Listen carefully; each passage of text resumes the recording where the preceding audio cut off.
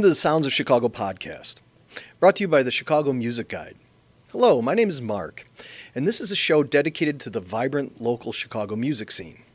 Chicago has a very storied history when it comes to music, and we will talk to a variety of local artists to capture the heart, the mind, and soul of the thriving local music scene. Today I'll be talking to an artist that can be seen on stages all over the Chicago area with the band Madam Reaper and the Gentlemen's Club. Today I'll be talking to Madam Reaper. Hi Kira, how you doing? I'm doing well. How are you? Not too bad, not too bad. So first question is, are you from the Chicago area? No, I grew up in the Twin Cities, so Minneapolis, St. Paul. Okay. But both of my parents, my mom grew up in the suburbs, and my dad, or my grandma on my dad's side is from Chicago. So like I have Okay, so there's a family connection here. Yes. Yeah, excellent. And I've lived Okay. here for about 10 years. All right, so yeah, you're one of us now. So you've been in Chicago for 10 years, and what made you move to Chicago? College, College. Okay. Yeah. And where'd you go? University of Chicago. Oh, wow. Okay. Yeah. Fantastic. And what was your major? Creative writing and visual arts. Okay, so Yeah. you're already an artistic background behind Yeah, you. yeah. Not really what most people go to that school for. Right. So where did you acquire a love for music? Where did your musical experiences come from?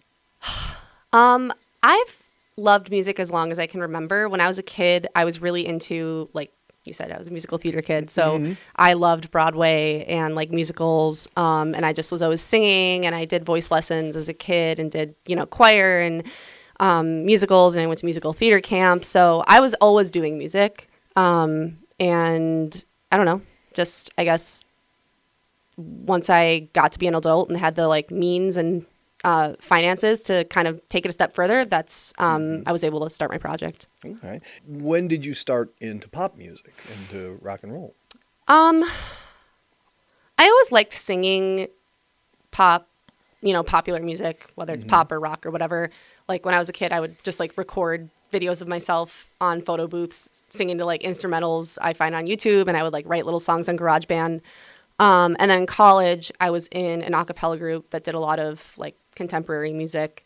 So I've always enjoyed it. And I've always sung popular music. But yeah, it wasn't until 2021, 22 that I started like being serious about writing my own stuff. Mm-hmm. Well, I mean, coming from Minneapolis, there's a lot of great artists that came out of Minneapolis. Yeah. Bob Dylan is a Minnesota kid. Prince, Prince, of course. Replacements. Husker Du. Yeah. And Bob Mould, and another band I like, the Jayhawks, are an alt country band. Cool. Fantastic. Yeah, Minnesota's good for like it's country, deep. You guys go deep. folk stuff. Mm-hmm. So Lizzo. Oh, that's right. Okay. So now also you are a classically trained vocalist, and so does that training come into play nowadays with what you're doing? I think the biggest role it plays is just like helping me sing healthily. I think it's kind of like if you can sing classical music, it's the foundation you need to sing almost Right. anything. So it really helps with just technique. I did have to teach myself like how to sing pop music. If like my early demos, you can tell that I'm still kind of like stuck in that classical box. But now that I've practiced more and more, it definitely helps me like belt higher, sing lower, sing Right. like more with like runs with more agility. So- Phrases that you need more air for. It's like, oh, you got to take a deep breath here, Yeah. get through the phrase. Yeah, I did the same thing when I was in my early 20s, where I was like, okay, if I want to sing for the rest of my life, you got to learn how to do it the right way. And I think the biggest thing is like when you're playing a long set, or if like you're on tour and you're singing every night, Oh, yeah. having good technique is so important. Otherwise, you just blow out your voice. Yeah, So, yeah. and I'm doing solo 3 hours a set alone. So That's wild. yeah. So that's Thursday. I'm still a little raspy from Thursday. But, Yeah. okay, so you started that, and you were doing small recordings on GarageBand? Like when I was a kid? Yeah. Oh, okay. That far back. Yeah. Okay. So when I was younger, I would, make little songs on GarageBand, or like we had a Yamaha electric piano. So I would like, I think it was like you could record up to 4 tracks. So Okay. I'd record little things on the piano, whatever. But yeah, when I started this project, I taught myself how to use a DAW. Okay. And I'm gonna have to stop you there. I'm not sure what DAW is. oh, digital audio workstation. It's Okay, like thank you. Pro Tools, All right. Ableton. Yeah. All right. I use Reaper, which actually has nothing to do with the band name. Right. But you can get a good sponsorship there. maybe I don't know. They're like all open source. Ah. So I don't know if they would do a sponsorship, but they're awesome. I highly recommend Reaper for anyone who's looking for a DAW. But Okay. taught myself how to use it and just started like recording little. It was literally me, and I had a 1.5 octave MIDI keyboard and an SM58 in my studio apartment, and was like recording demos. And the early ones are really, really bad. I will never share them. But you got to do that. You got to go through the process of writing the bad songs to start writing the good stuff. Yeah. I mean, it happens. Everybody does it. Yeah. So do you play a musical instrument? I taught myself how to play guitar passably. I would not say I'm good. I can play chords. And I can play keys also okay. I can play keys well enough to like play. I play in another band sometimes, just like pretty simple pop stuff. Okay. But when I'm performing, and I record all of my keys, but when I'm performing live, I don't like playing an instrument because it's just like too much to focus on for Right. me. Okay. Yeah. So now when you're composing songs, do they just use guitar? Do you use keyboards? Pretty much entirely Okay. keys. Yeah. And you have a songwriting partner, Kev Shepard. Yes. What's that writing collaboration like? So he's my partner. We live together. Okay. Which makes it easy. But he is a guitar player, which is Okay. nice because when I want to include guitar in my music, it's really hard for me to envision what it will sound like. Whereas he can just write the part, Right. make it sound really good. So it's what it looks like is kind of different from song to song. Like sometimes I'll have almost a finished idea and I'll be like, hey, can you write a part to fit in here? But there was like one song where he was just kind of noodling on the guitar. He's a big pedals guy, so he was doing You something. create soundscapes. Yeah, Create sounds. he does. Right. Yeah. So he Okay. was doing like creating a soundscape, and I was like, that's really pretty, and I recorded it and I made it into a song. So it's Right. kind of depends, but it's really nice that we can like bounce ideas off of each other. Yeah, excellent. And so now you collectively wrote all the songs for the first album, Madame Reaper's Gentleman's Club. Okay. And so are you the primary lyricist as well? I am the only lyricist. Only lyricist. Yeah. Okay. Yeah. And so first off, where did you record the album? We recorded a combination of Treehouse Studios, Okay. like on Cicero. And then I did a bunch of it at home, just Okay. like I did all the vocals at home. Who engineered the album? Max Grazier. Okay. He, Max Grazier and Jack Henry, Okay.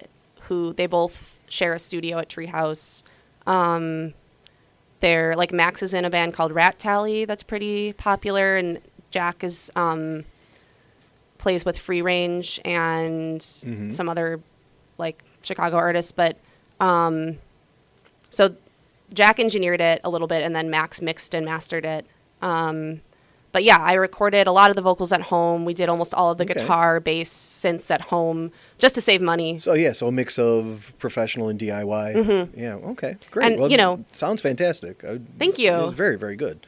So I'm a proud Gen Xer, and when I was listening through the album, I was like, wow, this is 80s synth pop. This is really amazing.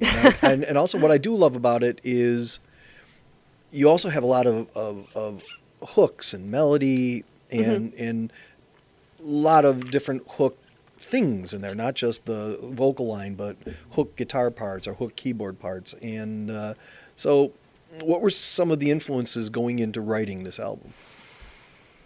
I think like other artists that influenced me were Prince, Kate Bush, B-52s, Okay. Marina and the Diamonds, which is newer. That's not 80s. A little bit of Talking Heads. Those are probably the main ones. And I think like what you're hearing with the hooks, that's just like how my brain works when I'm writing a song. Like I often just a really specific melody or hook will come to me and I record it as a voice memo on my phone. Okay. And then I figure out how everything else fits in with it. So yeah, I got about 100 voice memos in exactly. the car. And all blah, blah, blah, yeah, I'm always in the car when I do it. And so I rarely start with like a chord progression. Okay. That I'm like, oh, I really like this, so. So then you write a chord progression around the melody hook. Okay. Which I think is why like some of my chord progressions are a little unconventional. They don't stay in like one key. And I think that's why is because I'm writing them around like a melody or a hook. And then you bring it to Kev and then you guys kind of work it out. And yeah, sometimes I do everything. Sometimes it's like totally a collaboration. Okay. And one of the songs that jumps out is Chloroform. It's I like the title because then also sonically it sounds dreamy and floating like it's like you've been chloroformed. And but it also has like a little bit of like a girl group sound to it. So what's that song about? Is it autobiographical or? Yeah, so it's literally it's about when I went to Pitchfork in 2021 and was watching Cat Power play and I fainted in the audience. Okay. So definitely. Yeah, it's like the first line of the lyrics is like I fainted at a Cat Power concert. Right. But I was also like at the time dealing with like an interpersonal relationship with somebody who I just like felt like wasn't really showing up for me. And we had gotten into an argument the night before. And then, I like was at the concert, whatever, I fainted. And when I told them about it, they were like, oh my God, I'm so sorry. Are you okay? And for me, it kind of felt like, why are you asking me now if I'm okay? Like you're saying I'm sorry now when I really just needed this like last night. Right. So on a more high level, it's about like when people that you rely on don't show up for you and disappoint you. Yeah. Oh, okay. Wow. Okay. So but it also, a lot of your lyrics seem to be drawing like almost like third person as well. So do you start with a kernel of personal and then kind of go creative writing wise in that to that direction? I think I am still like, and I don't know if this will ever change. I'm to a degree uncomfortable like being super intimate in my songs about things that I've gone through. Right. And so I often will kind of like veil it behind a metaphor or use a third person to add like a layer of separation between the song and my personal life. I think that's also why like I use a pseudonym. Right. And it also, I have a creative writing degree. It helps with writing and characterization and things like that. And also, it reminded me a lot of the music from the show Twin Peaks. Yeah, that's what everyone says. Okay. And were you thinking of that while you were writing it, or? So when I wrote that song, I actually had never seen Twin Peaks. If you said Twin Peaks to me, I'd be like, oh, the band? And my guitar player, Kev, who we've talked about, early when I started the project, Kev and I had just started working together. I showed him the demo and he was like, this sounds like Twin Peaks. And I was like, what's Twin Peaks? And he made me watch the first episode and I was like, this is stupid. I don't want to finish this. I thought it was just going to be like a murder mystery. Right. And I was like, this is it, like so soap opera-y. I was like, I don't want to watch this. Yeah. But then he added the guitar part that is so Twin Peaksy, the like dun, the twang, dun, dun. Yeah. That was his doing. And then fast forward, 2 years, we've been dating at this point for a long time. Right. I'm like, okay, we can watch Twin Peaks because he keeps talking about it. And I'm like, all right, fine, we'll watch it.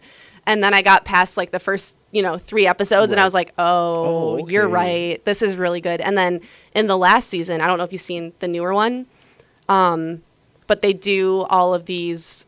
Well, the early seasons have, what's her name? Julie, the singer in that show. Yeah. Julie Sobel? Was that her? No. I can't Yeah, remember. I know who you're talking about. The one who sings the theme Right. song, but she sings at the Roadhouse, and then in the third season they feature all these different artists that all kind of have like a eerie vibe. Same Like vibe. Okay. 9 Inch Nails does one, Oh, wow. and they basically do like a live performance at the Roadhouse. And now it's like, oh, Chloroform would be so cool. Like It would fit right in. it fits right in. Yeah, I don't yeah. know how I wrote it without even knowing what Twin Peaks was. So now I love Twin Peaks, but Okay. I did not, was not inspired by it. Well, I mean, the good thing is that you drew from the elements of it, you and Kev, and created something new. Mm-hmm. You know, so it's kind of it kind of sounds, but there's other things going on there too. Yeah. So that's fantastic. I fainted last night at a cat-powered concert. Underneath the bright red lights, spinning heaven's open starry skies. Then I fell into the dirt. I promised Mom I am alright. I just need a minute to sit here at this cat-powered concert.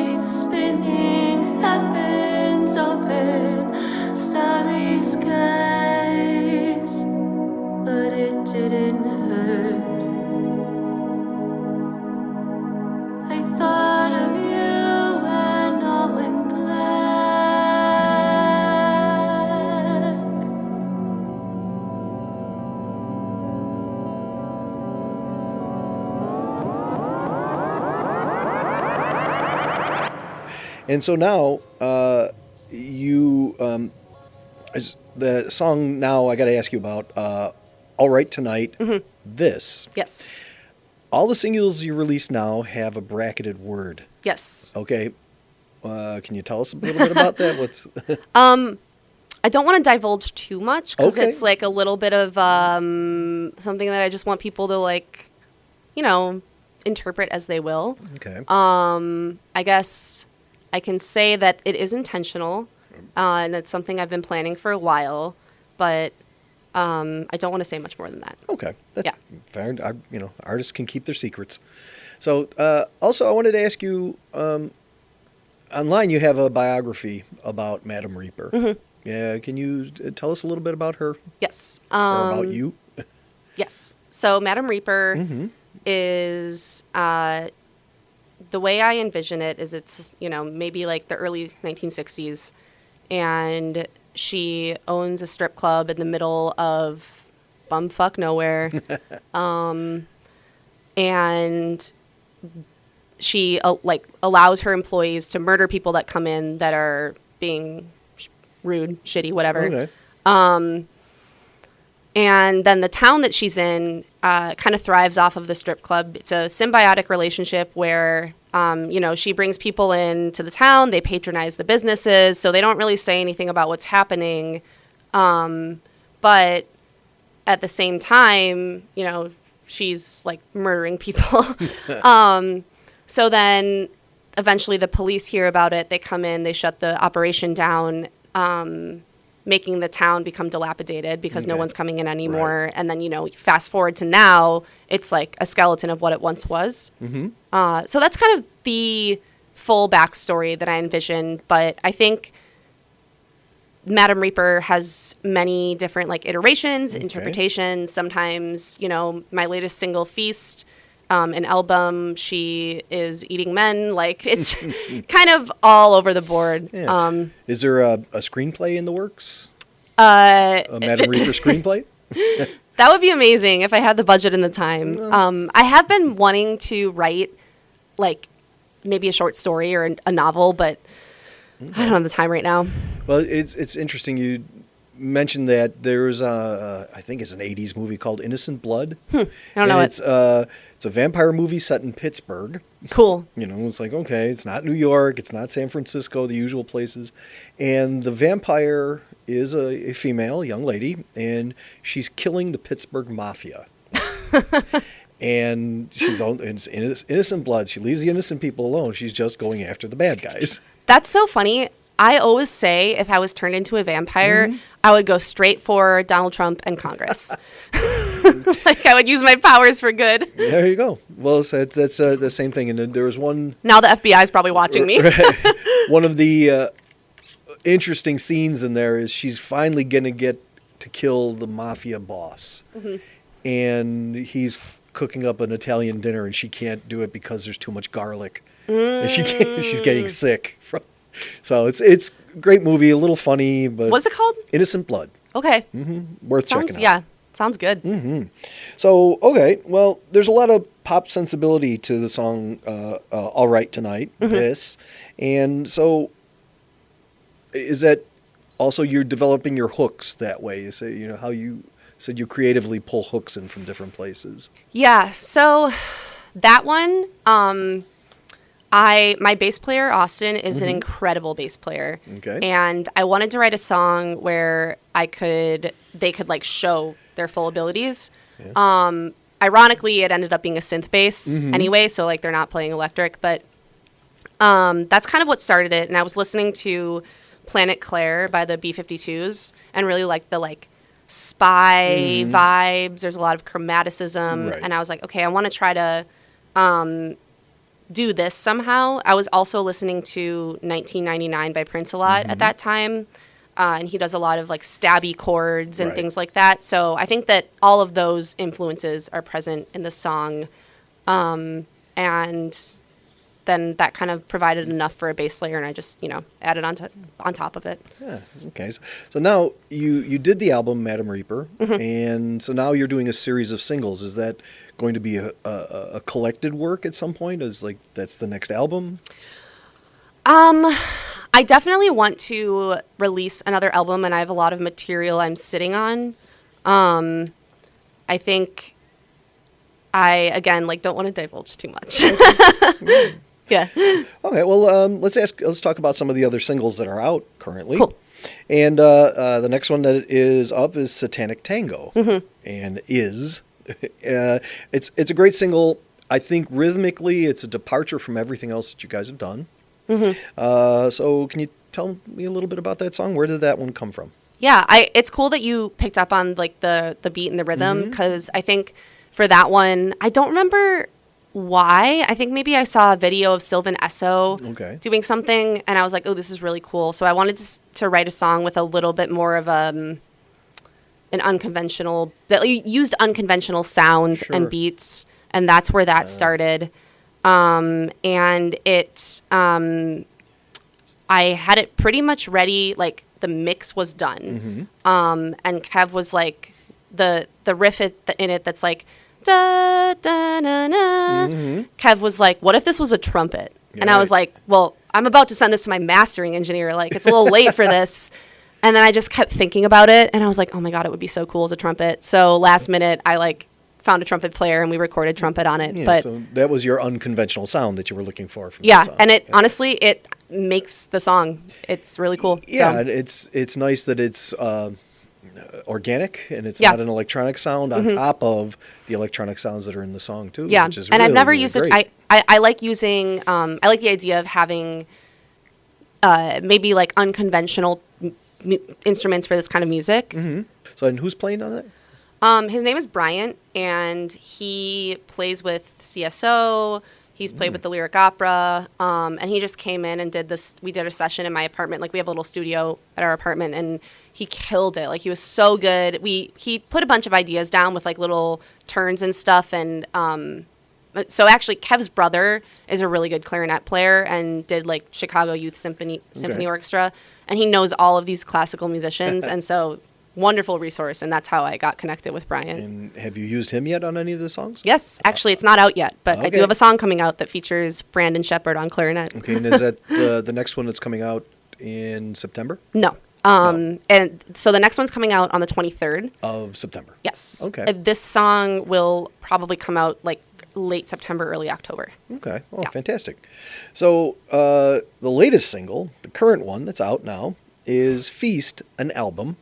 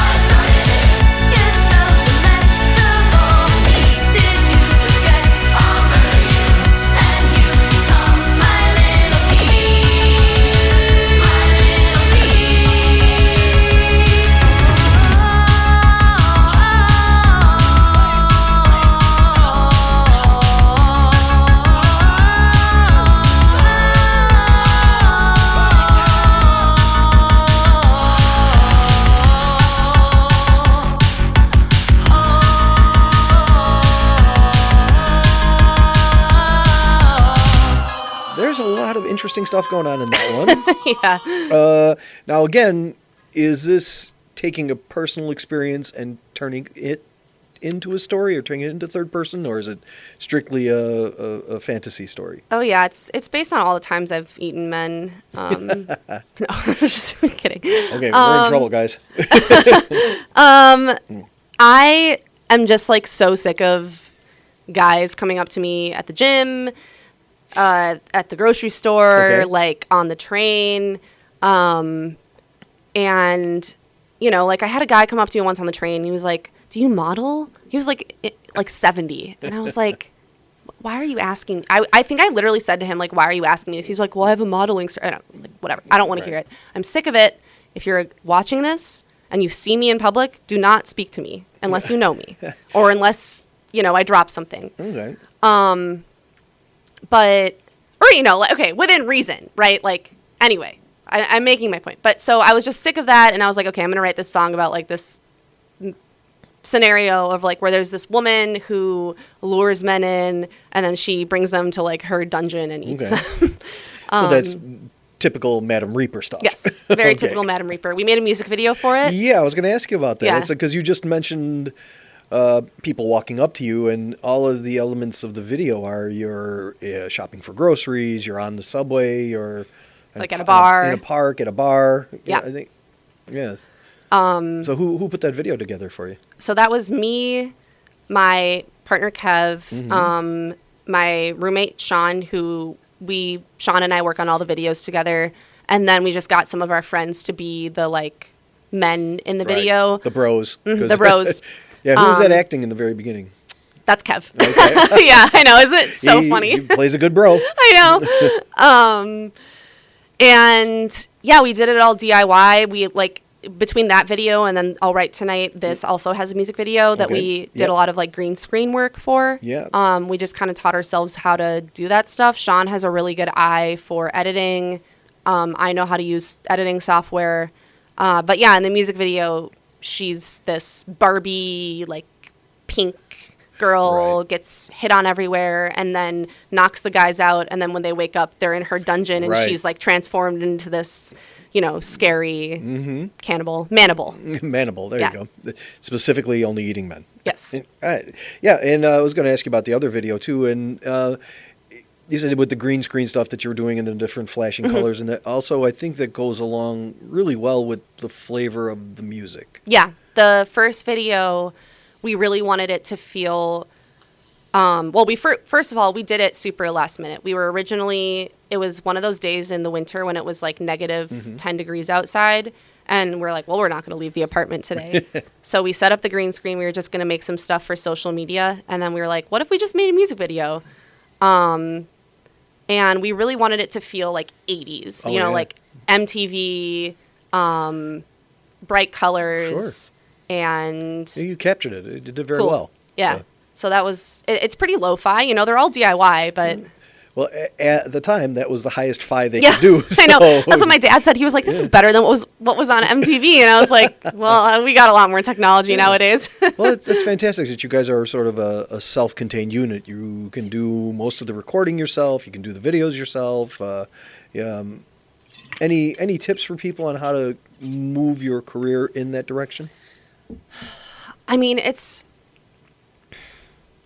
I think it's two things. I did get lucky, like with the videos, knowing Sean, who brings certain skills to the table with like filming and editing. It's really helpful to have friends, especially, like all of this stuff is so expensive. You can't fund it all. Right. So when you have friends that are willing to like donate their time or work within your budget, and a lot of creative people who are similarly like struggling to get their work out there are willing to do that. So it's bartering. Yeah, I mean, I can do it's this just for like you, you do this for me, and it's good to have friends. I saw an interview recently with Chapel Roan, who has blown up, as we all know, Oh, yeah. talking about how like her team is still people that she worked with from the time when she was a broke artist, and they're just like her creative friends that she was working with. So I think that's like the first thing is if if your friends are willing to help you out, that is like your network. And you need Right. to rely on that. The other thing is just teaching yourself skills that you can do things on your own. Like I learned my DAW, and that's the only reason I'm able to record Right. well. It's the only reason I'm able to like send my mix engineer a demo and a rough mix. And then I learned video editing software, which has been huge for like making video content. Right. And YouTube is great for that stuff. Okay. You don't need to pay money to like learn how to do any of this You stuff. can learn to do anything. I was looking at stuff for home repair. Yeah. You know, and actually the great story I have about that one is my friend's son wanted to join a talent contest at 10 years old at school. Aw. And mom said, "You don't have any talents." He went online and he watched piano tutorial on how to play an Adele song Yeah. on piano. And that's all he learned. He just learned how to do that and watching it over and over again. Kid won first place in the contest. So, That's all it takes. YouTube is miraculous. oh yeah, it's fantastic. So now let's shift gears and talk about performing live and presenting your songs. How do you recreate the lushness of this 80s sound or the sound that you have? It can be hard, especially because I've kind of cycled through many iterations of the band. You know, sometimes we have just a drummer and a bass player. Sometimes it's me and Kev. Sometimes it's everybody. Right. And so the thing that I've learned that really helps me be modular like that is having, again, like knowing how to work my DAW and making tracks, like backing tracks, which I don't love the idea of relying too much on backing tracks, but it also makes it really easy if I get a gig offer and I'm the only person that can make it. Right. I'm like, well, I can do it. I've got I'll it. sing Right. to backing tracks. But when we do have the full band, in addition to having like I'll do like the harmonies and some of the synths as backing vocals or as backing tracks, then it sounds really full Right. and awesome when everybody's there. So it's not easy and requires a little bit of like, you know, pre-recorded stuff. Sure. And but- the drummer's working off of click. Yep, and- the drummer always yeah, has a click. Yeah. Well, And every pop singer these days does this, you know. I know. I've done it a few times too. Yeah. And there's a certain skill level to being able to do it too. Yeah. You know, because you. I mean, when we started some of our early gigs, like the tracks, we would get off, and then that's like, if you get That's off from it. the track, you're Done. kind of fucked. Right, you're Or there was one time we had a gig, and one of our tracks just played at like 2 times speed, which meant it was pitched up too. And Oh, man. we were like, what is going on? It was awful. And so, you said also that you are fairly introverted. So now, is that why you created or you are the character Madam Reaper to kind of draw on your theater experience for performance? Because a lot of players do that. Yeah, I think it helps to kind of just like separate myself from who I am on stage. I like to get into like I wear costumes and like makeup and stuff, which it's fun, but it also helps me feel like I'm Madam Reaper and I can really be Madam Reaper when I'm Right. on stage. Well, is it possible that Madam Reaper can say a lot of things that you can't say? Yeah, probably. I mean, I think if I went around as Kira being like, I'm going to eat this man because he made me mad, people would probably be like, Okay, So. and so who books the band? me. Okay, I do it all. Yeah. And what's that process like? How do you go about doing that? It is one of those things that you have to do if you want to be an artist, but it is definitely one of my least favorite things to do as an artist. It's a lot of spreadsheets, a lot of emails. A lot of rejection. you A know? lot of just people not responding, Right. you know. But we booked a tour for the fantastic. fall, and like for that, I literally just had spreadsheets on spreadsheets on spreadsheets and like so many emails. Okay. So you have to be it's like a job, you know, Right. a job you're not making money for. So, and where is this tour going to take you? We are doing Minneapolis, Milwaukee, Madison, Champaign, Indianapolis, Columbus, Ohio, Cleveland, Pittsburgh, and then Okay. a show back at home in Chicago. Things you get out there before it gets too cold. Yes. Us Midwesterners, we know that stuff. Yeah, and you never know what driving conditions are going to be True. like. Absolutely. Yeah. And so, do you have any other? You're an indie artist. Do you have any other indie artists that you can talk about and recommend? So last night I was at my friend's show. They're the God Awful Small Affairs. They're so good. That was North Halstead. Was that where that was No, at? that was it was at the Burlington. Ah, okay. Yeah. North Halstead had like market days Right, this weekend. right. Yeah. Right, and it had bands all day, too. Yeah. So. They're like also very avant-garde. It's mostly my friend Missy, who just has an incredible voice, like kind of like Dolores O'Riordan from the Cranberries, Right, kind of those right. vibes. And then my friend Mark does guitar, and similarly, like he does soundscapes. Okay. I really don't know how to describe them beyond that. Right. Check them out; they're Well, awesome. Soundscapes like our mutual friend of a friend. Yes, Right, yes. Who also just, In a different way, though. right. Yeah. And all original. You guys are all three doing sort of the same thing, but differently. Yeah. And it's really fantastic. So. Yeah. They're definitely, in my opinion, one of the most exciting bands in Chicago. Okay. I gotta shout out the bands that like my bandmates play in. So Oh, please do. Kev also plays in Burr Oak, which is like folky rock. Okay. And Like he plays Americana. Americana, yeah. He plays in Girl K, which is pop. Okay. And then Austin plays with his partner Molly, who does like folk punk. Molly Compton, Okay. also very talented. If you like folk punk, if you like Moldy Peaches vibes. And then Austin and I both occasionally will play with this band Calico Loco, which is punk-ish, indie, shoegaze, punk, All indie right. rock. They're very good. And Super fun. Where were some of the venues we'd see you guys at? We played at Sleeping Village not too long ago, opening for Laura Jane Grace from Against Me. Against Me. Okay. And we'll like Shuba's. I think they're playing Sleeping. I only play with them on occasion. They're playing Shuba's at the end of this month. And then what are some other? Well, Friend of a Friend. I cannot recommend them more. Like their Right. music is so unique, and they are such good musicians. So definitely recommend checking out Yeah. Friend of a Friend. Okay, excellent. Yeah. Okay, yeah, friends of the show as well. Yeah. Okay, well, when we get towards the end here, I want to ask you about just a couple of other personal questions, not to get too deep, but who is on your musical Mount Rushmore?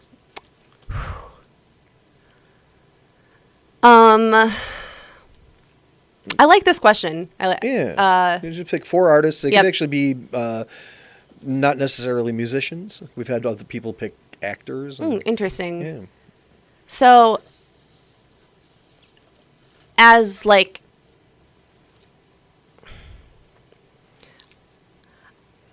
you would think Madame Reaper would like have 4 women, right? Right. But actually, a lot of my biggest influences are men. So definitely Prince. I Okay. love Prince. I'm from Minneapolis. Right. I've always loved Prince. I think Lou Reed, Yeah. because I love the Velvet Underground, and I think that they were like so important for just like the trajectory of music, for alternative music. But What's the quote about the Velvet Underground is they weren't the most popular band, but the people who listened to that album started bands. yeah. I think I know what you're talking about.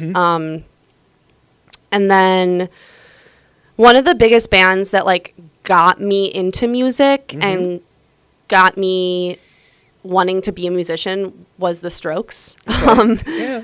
And I still love them. I love their Sure, music, sure. but the front man, Julian Casablancas, would probably be on my Mount Rushmore. Even like the thing I don't like about this, maybe except Prince, is like Lou Reed and Julian Casablancas are both known to be assholes and assholes to women. So Prince it's like, too, maybe a little bit. what? Prince too, a little bit. Yeah, actually, you're right. Yeah. I think he was. And who would be number 4? Got somebody on Okay, your I know. t-shirt? Yeah, no, it's not Debbie Harry. Okay. No, I know who. It would be Lady Gaga. Okay. Yeah, because I think she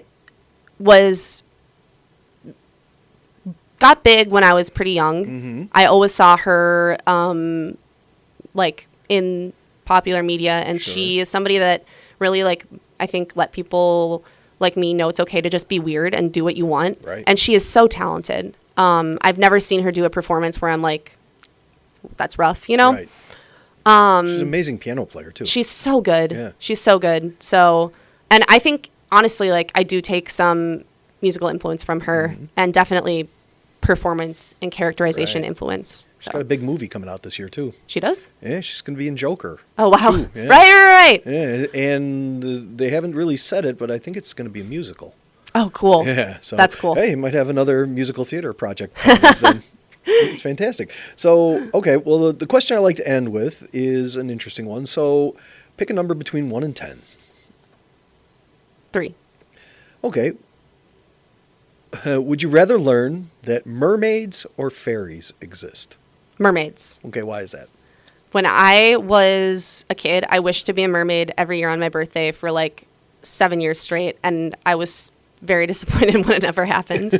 I loved The Little Mermaid, and I wanted to be a mermaid so bad. Oh, excellent. Okay, And fantastic. honestly, I still do. Like, mermaids, they're cool, they're hot, they live in the ocean.